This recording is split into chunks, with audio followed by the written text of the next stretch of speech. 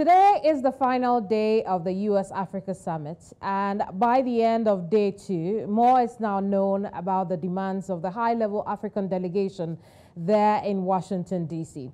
Now, topics of interest to the continent's leaders have ranged from outer space activities, economic growth, private sector development, security to democracy and governance.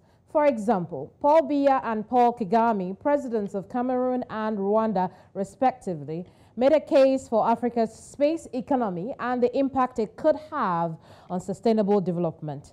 Now, the pair envisages that this could be a major tool in combating the effect of climate change on the continent. Africa's space economy is estimated to be over $19 billion with a projected growth rate of 16%. During the Space Forum, Rwanda and Nigeria emerged as the first two countries to sign on to the Artemis Accords, a non-binding American-led agreement between the U.S. and other world governments to return humans to the moon by 2025. Another voice we have heard coming out strongly from the summit is that of Ghana's president, Nana Addo Akufo-Addo, who reminded his peers to stop begging superpower nations like the U.S. He says when Africa spends its own money, respect will naturally follow. Let's take a listen. I hear a lot about the need to change our narrative and tell our own good story. Ladies and gentlemen, as the saying goes, nothing succeeds like success. If we work at it, if we stop being beggars and spend Africa's monies inside the continent, Africa would not need to ask for respect from anyone. We would get the respect we deserve.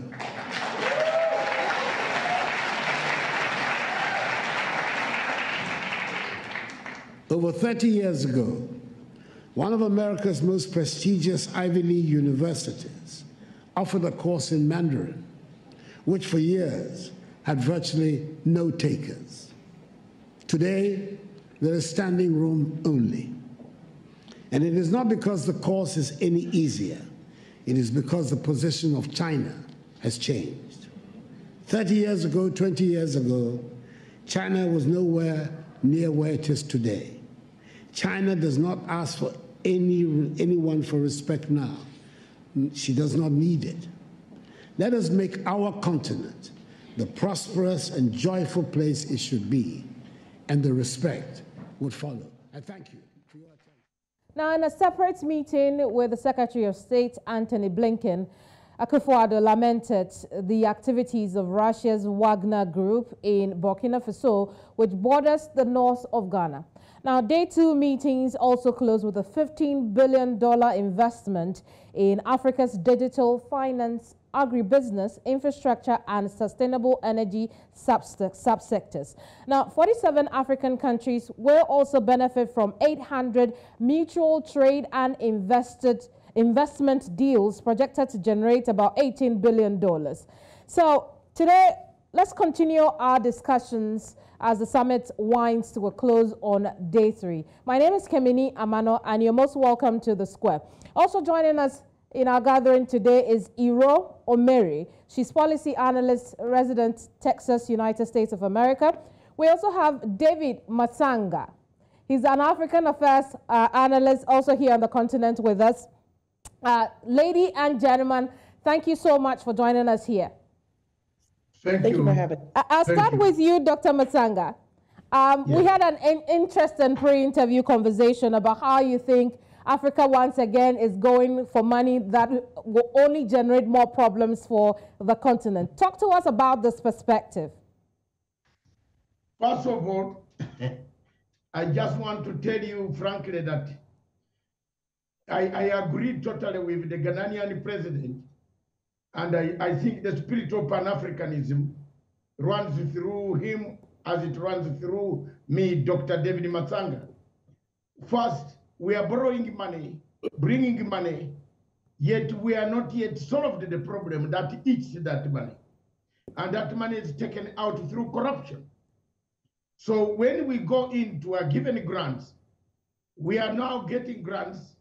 We are not asking why the grants are being given. We don't know the conditions, the clauses, the catch in these grants, in this money. What is it that has changed the United States to come out that call all our leaders? It's because they are threatened, they have narrowed, their roads are narrowed. Now, if we ask this money and bring it to the type of governance, I am told you talked of Paul Robia talking about space. Paul Robia is talking about space when he has been in power for 42 years. And he's still in power. And now he's talking about going to space without giving the people of Cameroon the democracy, the governance that they need in order to be able to even watch that satellite going to the space. How will they watch? How will Ghanaians watch? I'd have us talk more about, the outer space activities, but I want to go to Iro now. Iro, what's the significance of the summit to Africans in the diaspora as well as African businesses there? Yes, so I think the reason why we're having this right now is a way to reconnect. Before President Biden was in his administration took office, we had a president who did not have any interest in building these types of relationships. So that's why you saw a decline in interest in the last couple of years. So this summit going on right now, I believe, is a way to, one, reconnect with the continental Africa, and also for President Biden to make good on his promise to be more engaged and do more for the African American community, which also includes those that are part of the diaspora. So you're seeing these types of these conversations going on now because there is a commitment and there is acknowledgement that with a majority or with a significant population here that are of African descent, that there needs to be reconnection so individuals that are business owners here can be able to do business with Africa, be able to help with the infrastructure. And I do agree that there needs to be on the African side, there needs to be more emphasis on how can we benefit from the investments that are being made, not only just to be able to have the money, but to be able to increase education, be able to increase access so that the people that are on the continent are being the ones that are utilizing, being able to create jobs, being able to participate and lead these projects, and that we can be able to build those relationships and that ultimate power that we're looking for within the continental Africa.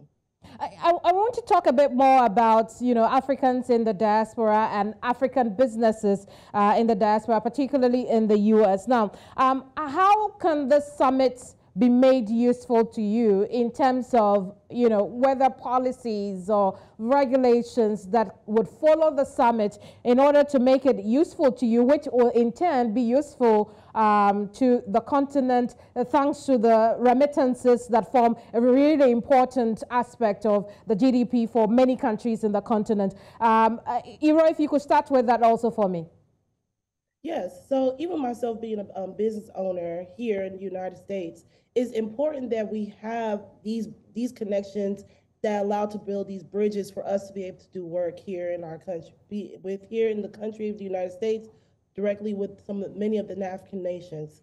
When we are able to have these connections and have these agreements and know that there is going to be support for us to be able to have these opportunities, it allows for increased engagement and increased participation. In the United States, there are many people that want to either reconnect with the African continent because they see that they have a legacy or are descendants of Africans. And we also have people that have actually immigrated, been naturalized citizens that still want to continue to connect with Africa in whatever aspects that may be. Us having this summit now allows for all the leaders to come together, have these agreements, make these conversations, build these investment deals so that we can be able to make that come to fruition. Well, I want to move to Dr. Matsanga now. Dr. Matsanga, what are your thoughts about how the Africans in diaspora could benefit from the summit? First of all, the African in the diaspora could benefit. That is not a problem. There's no doubt about that.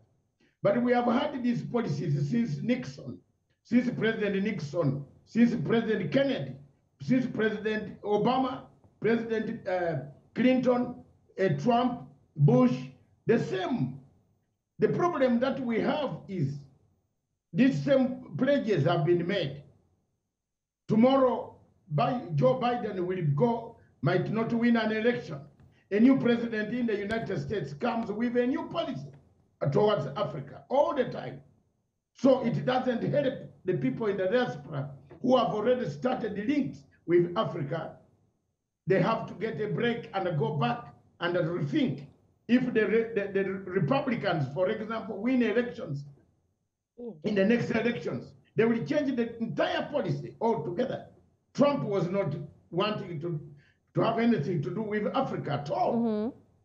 Yes, and therefore, when you say it will help the diaspora, it depends for how long will it help the diaspora. For me, one of the things that would help the diaspora is the diaspora works so hard to bring all of us in the diaspora. We take money to Africa. Accountability on the African continent is zero. Most of this money is being borrowed, but it's going to be swallowed by a few individuals. The people, the local people in Nigeria, in Enugu, in Onitsha, in Kaduna, in Maiduguri, all those areas are not going to benefit. But the money would have been borrowed on behalf of the people of Nigeria, on behalf of the people of Uganda. But where does this money go? This money ends up, first of all, in a lot of bureaucracy, in a lot of teachings. You can see, if you compare, and my sisters, I want to tell you the truth.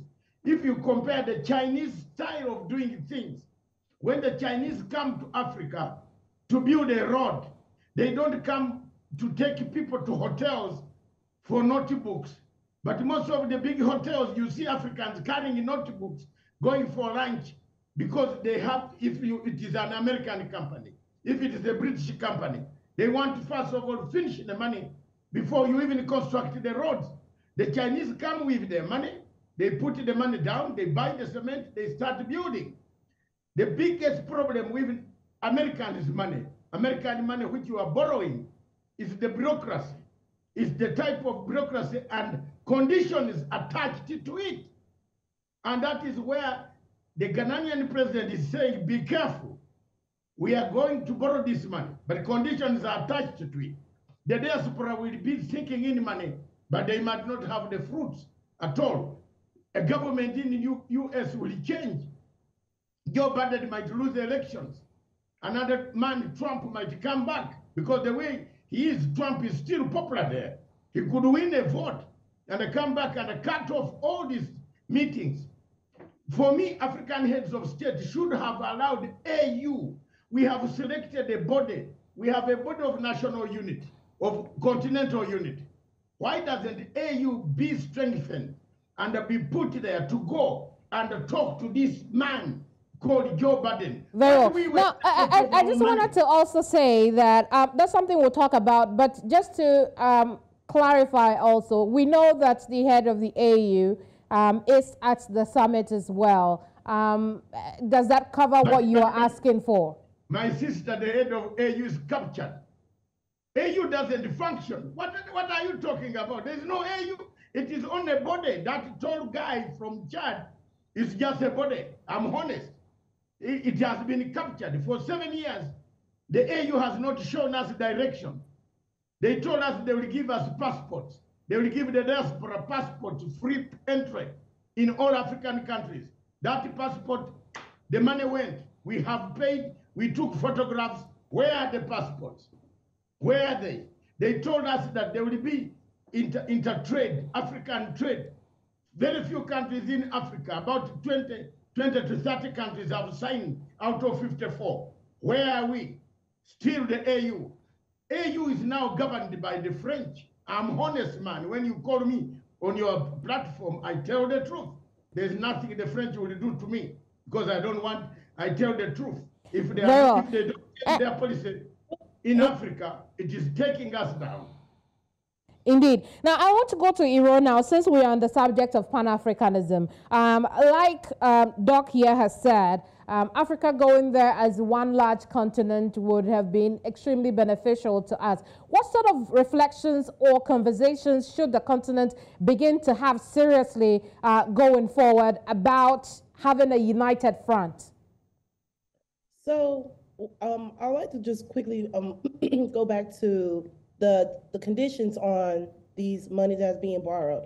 I believe that the conditions there is to make sure that we hold the leaders accountable that will be managing, distributing, and allocating where the funds are going. So I believe those types of conditions are there to make sure that the money is being used properly, and that if it's not used properly, that there'll be consequences that people will have to, refer to. But then when it comes to what kinds of conversations should the AU be having, the AU needs to talk about how can we utilize these funds to be able to increase and empower the people of the country. Because the thing is, if you spend the money, you can only spend the money once. So once the money is gone, it's gone.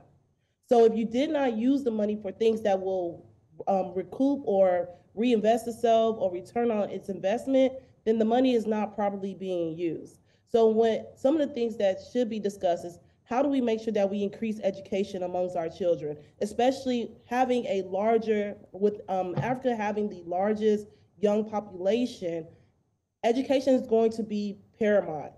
Children have to be educated.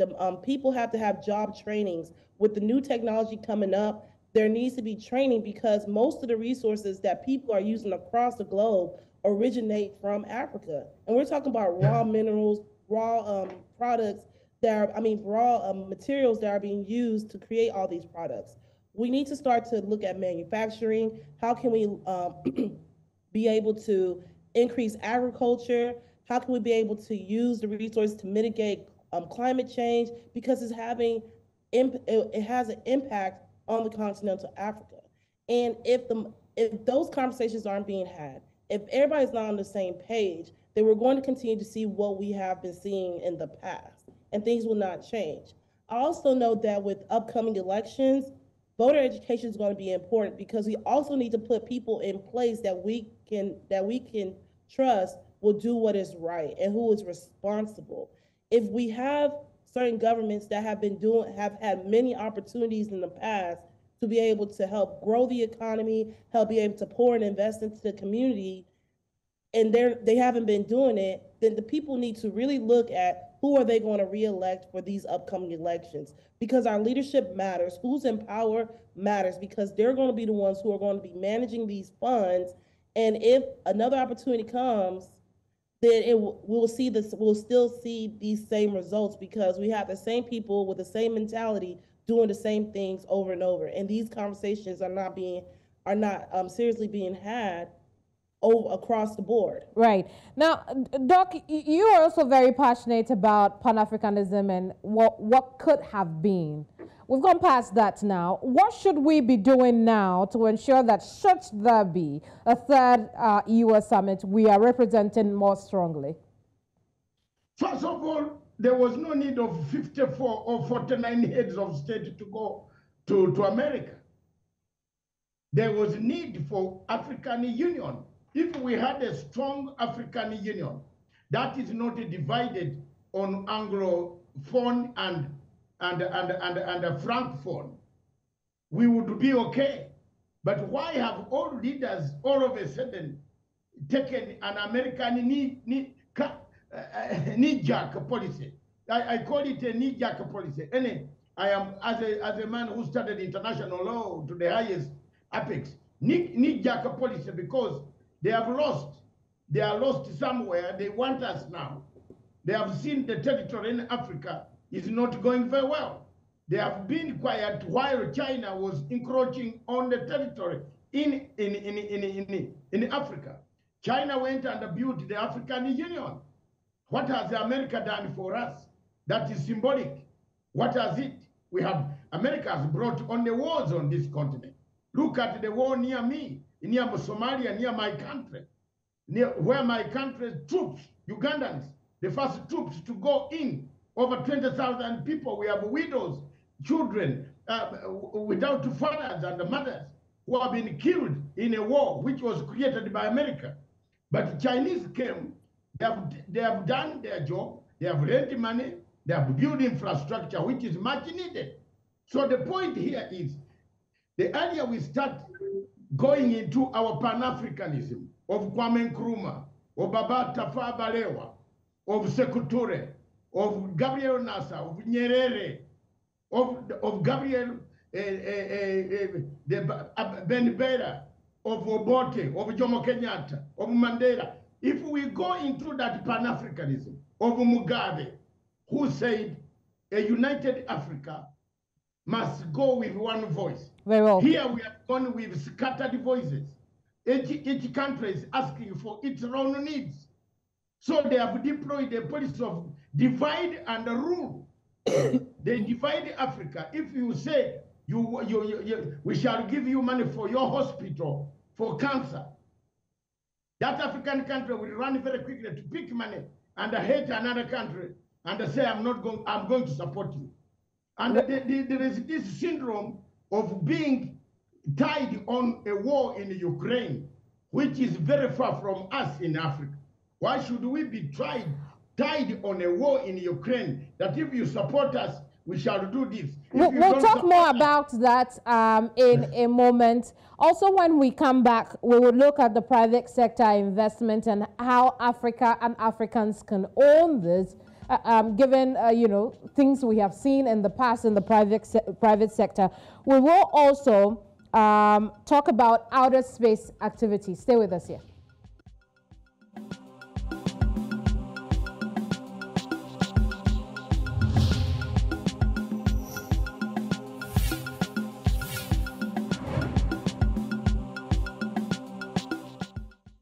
Many thanks for staying with us here on Village Square Africa. We are discussing the final day for the U.S.-Africa Summit underway in Washington, D.C. in the United States of America.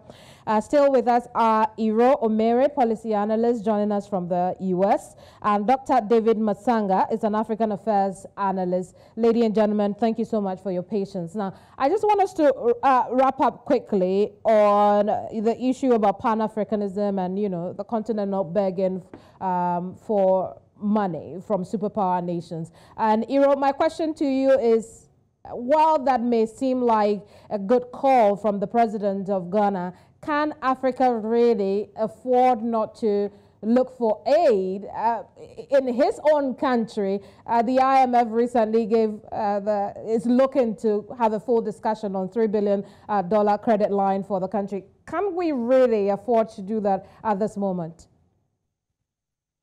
Well, it depends. When you talk about the African continent, the continental Africa, it is going to depend on what each country needs and what they're able to do.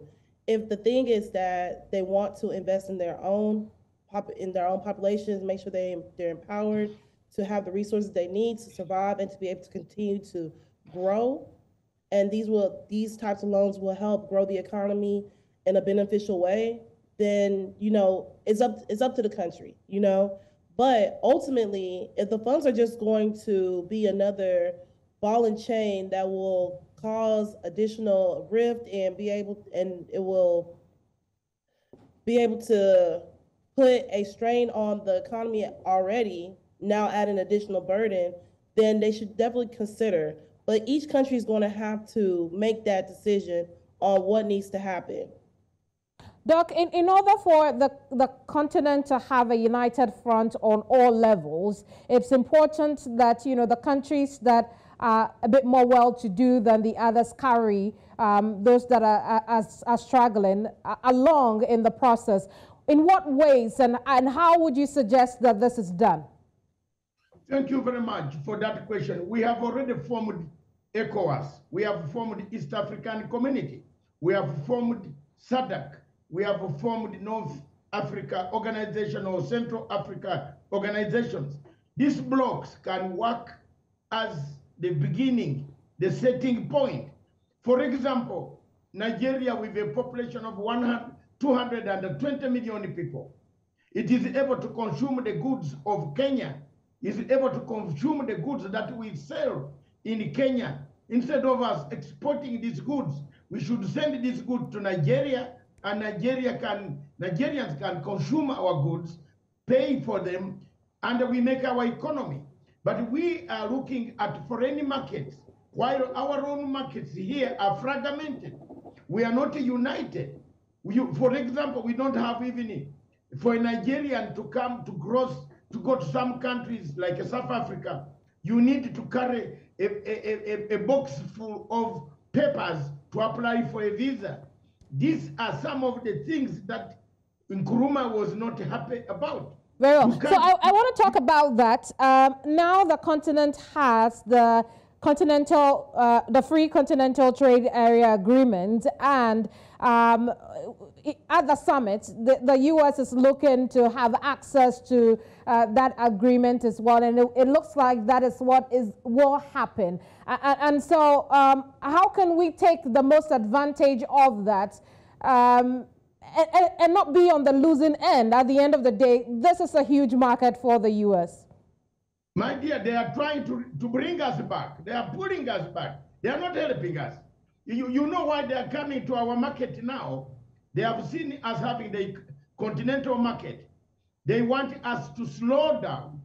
You know, when you make this format of European Union, you are told that you are given conditions. You can't sell your crops. You can't sell your foodstuff. You can't sell your fruits to European Union. They put their conditions in order to frustrate is it not up to us to then come up with policies that will allow us to use our AFCTA agreement to be able to get access to U.S. markets as well? It is, but we are not united. I'm telling you, you are not united. You have never found Africans on the same plane talking differently. We are like three of us here talking very, very nicely. But when you find an Africans going in the same place, going to do the same business, they don't talk like Indians. We have a problem here, first of all, in Africa. Mindset, our mindsets are not the same. The continental free trade would have actually boosted our trade outside with outside partners. But people took time even to sign. Remember, they took time to sign the signature went on very, very difficult situation, I'm telling you. I see. Nigeria, for example, took long time. I was in Kigali when His Excellency General Buhari went back to Abuja. Right, I agree, but Doc, what I'm saying is that whatever the case was then, we know Nigeria delayed in signing the agreement, but finally they did. We have an agreement, yes, a continental agreement that binds nearly all trading countries on the continent. How can we use that to perhaps even extend AGOA so that we will have continuous access to U.S. markets as well? Iro, do you have any ideas? Yes, so through these types of conversations, like for us to be able to have access to each other's markets, we have to have these agreements. These types of summits, like the one that's going on now, allows for that to happen. And this idea that the only reason why America is coming back now is because they see what's going on in China, I don't agree with that. Because as I mentioned before, the previous administration had their own set priorities. And unfortunately, Africa was not on that list of priorities. They had other things they were working on.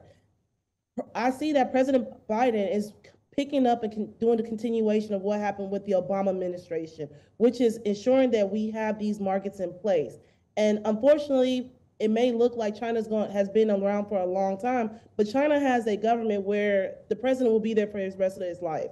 So the change of power is less in China than it is here in America, where we have a new president, new administration every 4 years.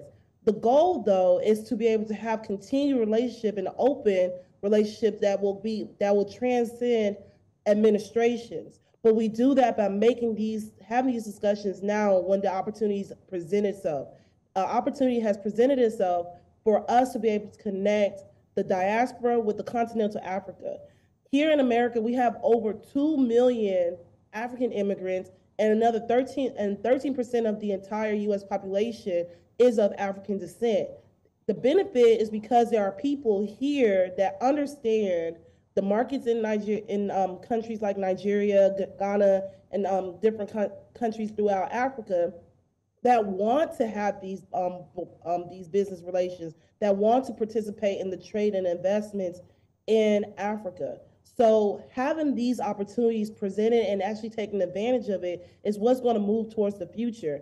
And we hope that in our future elections, that these types of conversations and these types of investments will continue, because ultimately us being able to have the ability to invest and work with our own country is what we want to do here in America. Very well. I think we lost Dr. Matsanga there, but I was going to come to him on the discussion of, outer space that could be taken off on the continent. But I'll stay with you, Iro. When Doc comes, we'll have that conversation. On the issue of outer space, like Doc rightly put, Doc, you're still here. Thank you. Yes, so like you said earlier, there are bread and butter issues on the continent, and it sounds a bit extreme when countries like Nigeria, where 30% of the population lives in poverty, decides to sign on an agreement like the Artemis Accords. But it is here. So my question now is, how can we make sure that we are taking advantage of the outer space economy and not let this be, we don't repeat the mistakes of our natural resources. That's what I want to say. Let me have a go at it, my sister. Look, are we not, the tragedy of Africa, as Chinawa Achebe said, was it Senika who said that the tragedy of Africa is that? Look at us. Nigeria has got 241 waterfalls, but most of you use generators. You find my Nigerian friends from Dubai buying big generators. Nobody has constructed any new waterfall, hydroelectric power in Nigeria. It would be delivering you a lot of free, nice hydroelectric power without pollution, but you have now gone to bring more generators. Now, before you even sort yourself here, you see one of the things that I always say, we in Africa, we are already in hell. And let God help us not to take us in the second hell. Now, Nigeria is signing to go to space, supremacy, adventurism. Yet the people in Nigeria, floods came and swept the whole Lagos. I don't know how your office was able to survive. Someone has not even planned the earth. You are going to disrupt and sign an agreement to go up. Kagame, for example, there are people there where they don't have enough food in Rwanda. The only thing he has is the might of power of the soldiers, thousands and millions of them. So I want you to dig into it for me. The continent has made mistakes with its natural resources, where the monies that come from these resources do not stay on the continent for the most part. How can we not repeat the same thing with our outer space economy? That's what we are going to do. Exactly. We don't have checks and the balances on the same money that is coming. My sister there works so hard in Texas, but she sends the money in an economy which is already corrupt. I work so hard in London, I send money in an economy which is already corrupt. Until we cure the corruption syndrome on the African continent, my dear sisters, this money, even the one coming now, you will see the Americans stopping it. Because accountability will be a very big problem. Accountability. And then there is one thing before we miss it out. You must borrow money with the values of Africa. Have people consulted the Africans? Why are you borrowing this money? Don't borrow money with clauses that will tie us in the future. I've seen all this happening in China, and I've seen this happening elsewhere in Africa. Where Africans have gone to borrow money without reading the clauses that could tie them. So, I want to come I want to come to you with the same question. How do we own that part of the economy? Yeah, so one thing, just historically, the first space observers and the first space scientists were African. When we talk about space exploration, it all begins in, just learning about space, astronomy. These are things that actually started here. And then we currently there are more space centers and space research centers in Africa than even here in America. If you look, we have several countries like Nigeria, Morocco, Algeria, Angola, Namibia, all these different countries that have space centers and do space research. Once again, it goes to making sure that the money that's come in, invest in the younger population to be educated, so that we can have more Nigerian astronauts and Nigeria could do more in space exploration. Now, that's not to say that things like agriculture, infrastructure aren't as important, but these are things that we can all do. So it's not that we have to do one or the other, it's that we should be able to do all of it. We should be able to increase the science in agriculture so that we can be able to fight world hunger, because we still need to figure out the technology and utilizing students and education to be able to be the gateway to solving a lot of these problems. When we talk about increasing our infrastructure, we need to have more people that are studying construction science, architecture, so that we can be the ones building up our own infrastructure. You reduce the need of having to go outside the country for assistance when you pour money into education, and that you empower the people to be able to do the work. Right now, even as our brother has been talking about China and their influence on the country, what the Chinese are doing is that they are bringing the money, but they're also bringing their own workers. They're also bringing their own people to do the work. So the money the benefits that China's doing still doesn't benefit the people of the village or of those towns. It's just, them coming in, making the money, and then still charging Africa on the back end to pay to maintain it, which is still has the same effect as borrowing money. So if we truly want Africa to be an independent, continental, self-relying entity, it does have to take the investments and the resources that people are giving and empower its people, because when you invest in people power, that always returns, and it returns for years to come. I saw earlier where one of the presidents, I forget what the clip was saying that we need to reduce the fertility rate.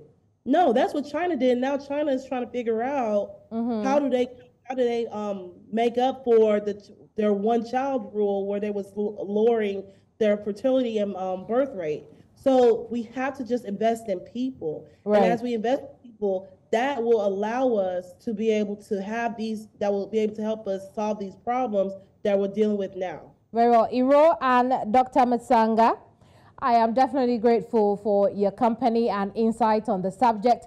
I hope we see you again on some other issues other than, our problems. Yeah. So thank you, both of you.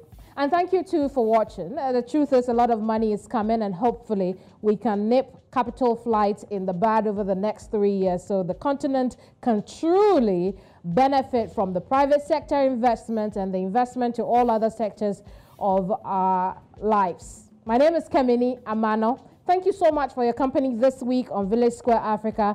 We'll see you again on Monday. But if you stay with us here on News Central, I'll see you again top of the hour 4. Goodbye.